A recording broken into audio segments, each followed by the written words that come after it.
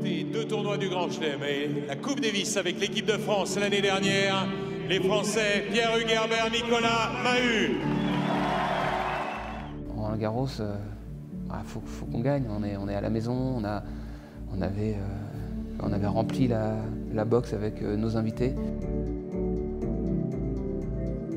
Et cette finale, c'est un moment où on est très tendu parce qu'on a vraiment envie de gagner cette finale. On a un petit peu de mal vraiment à se concentrer sur le jeu. Il y a vraiment l'enjeu qui est extrêmement présent.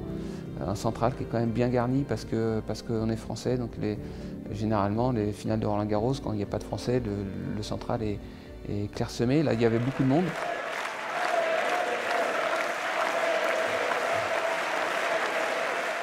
On fait un bon début de match et le deuxième set très accroché. On jouait une équipe qui avait gagné l'Open d'Australie, qui était numéro 1 à ce moment-là, donc on n'était pas spécialement favori. Je me souviens de l'état dans lequel je me trouvais à ce moment-là, où effectivement il y avait beaucoup de tensions qui montaient.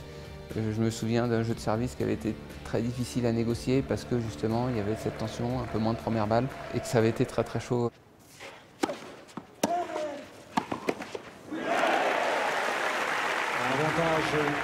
Encore une fois, si on se retrouve à un set partout après avoir mené, ça peut être différent. Les émotions jouent énormément, la gestion des émotions est importante. J'ai le souvenir qu'une fois qu'on a réussi à sauver ce jeu qui était compliqué, on avait réussi à bien terminer.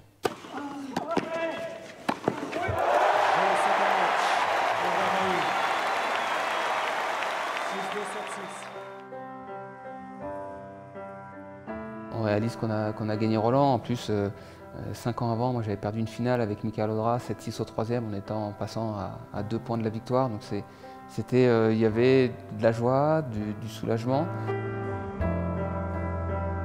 Et puis moi, au niveau de l'émotion, c'est peut-être à ce jour le moment le plus fort de ma carrière, dans le sens où je l'ai partagé avec évidemment Pierre-Hugues, mais avec mon fils qui est venu sur le terrain.